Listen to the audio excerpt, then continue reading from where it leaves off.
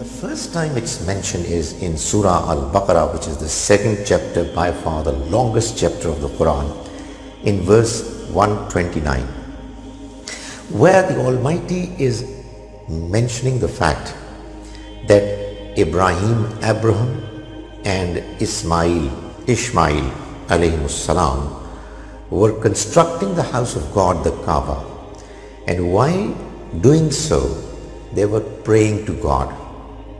They prayed to the Almighty for a number of things, one of which was that they asked God to select a person from within this city, the city that this house is going to ultimately make. There are going to be people who will reside around it, and it's going to be a community, a place where a good number of people are going to live. So they prayed to the Almighty to bring a prophet who yatlu alayhim ayatihi, would recite before them ayatika, your verses, and he is going to teach them Al-Kitab and Al-Hikma and will do their tazkiyah. This is mentioned here. In the same Surah Al-Baqarah, verse 151, the Almighty then goes on to mention that the way it was prayed for, the Almighty has sent now amongst these people a messenger from within them. And what does he do? He recites before them his verses, he teaches them Al-Kitab and Al-Hikma, and he does their tazkiyah. Next surah, Surah Al-Imran, surah number 3, verse 164, the Almighty mentions again the fact that لَقَدْ مَنَّ اللَّهُ عَلَى الْمُؤْمِنِينَ, God has been very kind to the believers. It has been a favor that the Almighty has conferred upon believers, that He sent a messenger from within them who recites his verses before them and does their tazkiyah and teaches them Al-Kitab, Al-Hikmah. And the fourth time it's mentioned in Surah 62 Al-Jumu'ah, verse number 2. Now, as I said, these verses are answering three extremely important questions regarding God's deen, His religion. Number one, where does it come from? Well, the verses say that God chose His messenger, Rasulam minhum, a messenger from within them. So, when it comes to the question of deen, it has always got to emerge from the Prophet of God, may God's mercy be on him. He is the only source of God's religion. That has been the case all throughout human history, ever since we had God's prophets coming to mankind. If one wants to learn about God's will, His message, His expectations, then there is only one source, which is God's prophets, His messengers. All other people are the servants of this message. They help others to know what the Prophet of God, the Messenger of God has given them as God's religion. So that's one point absolutely clear. The second one is, what does it comprise of? This verse or these verses clarify that God's religion comprises of primarily two constituents. It has two things put together which form deen. Number one, Al-Kitab, and number two, Al-Hikma. What are they? Well, I have to talk about them, and I'll talk about them shortly. And the third question that this verse or these verses answer is, what is the goal? What is the purpose? And the answer is tazkiyah. What is tazkiyah? Purification, and growth, progress. What does that mean? Well, again, I'll explain it.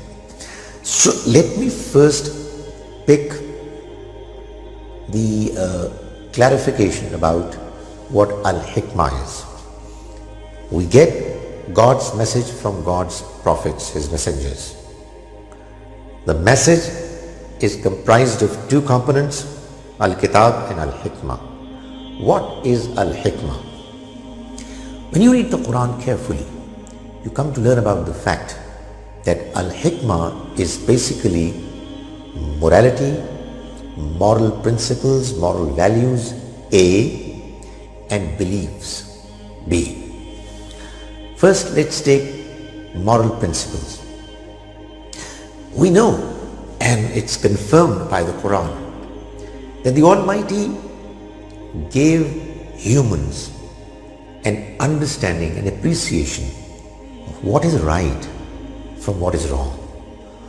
All humans, no matter which part of the world they live in, no matter which part of the history they belong to, all humans, when they come to this world, they come with an inborn understanding, appreciation of what is correct, morally acceptable, what is incorrect, morally unacceptable. Now, you might ask, how are you describing it as Al-Hikmah?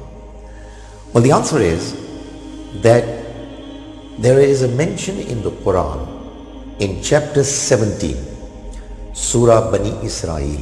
It is also called Isra, Al-Isra. From verses 22 to 39, this passage of the Quran is talking about a number of universally acknowledged moral principles.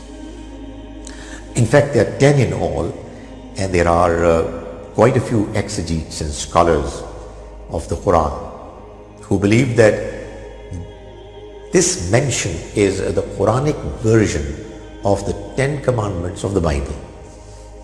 So it talks about the fact that we shall not worship anyone except God, that we shall be good to our parents, parents shall be taken care of, that we shall not kill an individual, we shall not come close to fornication, adultery, we shall not exploit the vulnerable, the weak, like orphans. Their wealth is to be taken care of. That when a trader is going to trade and is going to weigh, his scale has to be balanced. It's not going to commit frauds. That when we make commitments, we are going to be firm in our commitments. That we're not going to poke our noses in the private affairs of others and thus cause harm to others. That the poor people have to be taken care of when they are in need by the rich, and that we as humans shall never be arrogant. So all this has been described, but towards the very end the Almighty says, ذَلِكَ مِمَّا أَوْحَى إِلَيْكَ رَبُّكَ مِنَ الْحِكْمَةِ. These are the teachings that we have given you in the category of Al-Hikmah. So in other words, the Quran itself is clarifying that Al-Hikmah is actually moral principles. All humans share these principles as their very own. You might ask, why then did the Almighty had to describe them? I mean, God's message, ordinarily, we expect it to add value to what we already know. After all, if I am delivering lectures on Islam to you, I'll not start from the alphabets of English. That you already know. Well, the answer to this question is that even though we know what moral principles are, we tend to forget them. We tend to ignore them. So the Almighty has reminded us through His message. Why do we ignore them? Well, because even though moral principles are clear that they need to be followed, they are at times, probably on many occasions, difficult to follow. Why did we need to be reminded? Because we know that there are many things which are evil, bad, morally despicable, but they are tempting. They give us some immediate relief, excitement, and we give in to it, to the temptations. So the Almighty reminded us through His message, through His book, that these moral principles need to be taken care of. They are from me, and be sure that you are taking them seriously. That is why God's message is described as, apart from other expressions, described as a zikr. So the Quran calls itself a zikr. There is a famous verse of the Quran wherein the Almighty has promised that the Quran is going to be fully preserved. Verse 9 of Surah 15, Surah Al-Hijr, verse 9. The Almighty says, Inna nahnu nazzalna zikra. Indeed, it is we who have revealed this reminder, Al-Quran, in other words. Wa inna lahu lahafizun. And we are going to ensure that it remains fully preserved. So, the Quran is a reminder of the realities that we already know, but we tend to ignore and forget them. So, that's one part of Al-Hikma. The other part of Al-Hikma is beliefs. So we know from the Quran that there are a number of beliefs that we are expected to believe in. The Almighty mentions in the 42nd chapter of the Quran, Ash-Shura, verse 52, addressing the Prophet, Ma kunta tadri mal kitab wal iman. O Prophet, you didn't know what was Al-Kitab and what was Al-Iman. Now in this passage, instead of using the expression Al-Hikma, the Almighty is using the expression Al-Iman. So along with Al-Kitab, now we have Al-Iman, which really means that the Almighty is clarifying that Al-Iman is also a part of Al-Hikmah. Now, what brings morality and Al-Iman together? The answer is that Al-Iman, faith, beliefs, they answer the questions that arise out of the appreciation of morality. Beliefs, by the way, are acknowledging those realities that we cannot see, but they are there. How do we know that they are there? Because of the strong, overwhelming arguments supporting them. And we shall see that in our discussion in the module of beliefs, that there are strong arguments supporting the reality that these beliefs are indeed real. So these beliefs, they answer the questions arising out of the understanding of universal morality.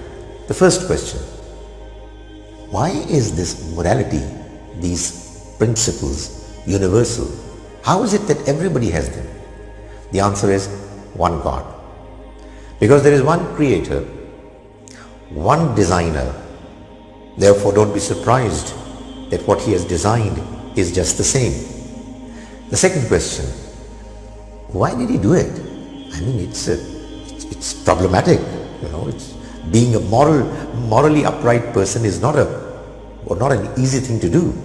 The answer is the life hereafter, the other belief. That is, this life is a test, and there's going to come another life when the way we perform in our moral domain is going to be ultimately made the reason for people being accountable, and it's going to be decided as to who is going to succeed and who is going to fail. So, it's this life is only a test, and it's the next life where the result of this test is going to manifest itself.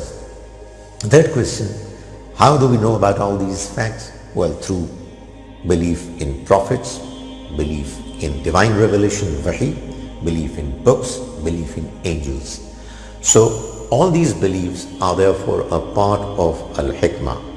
So what I've said in this presentation is that Deen is God's message which He sends to mankind through His prophets, messengers. It comes only from prophets. It is comprised of Al-Kitab and Al-Hikma, and the ultimate purpose of it is Tazkiyah. What is Al-Kitab? What is Tazkiyah? And some other questions is what I am going to address in the next session. I hope you join me in the next session as well.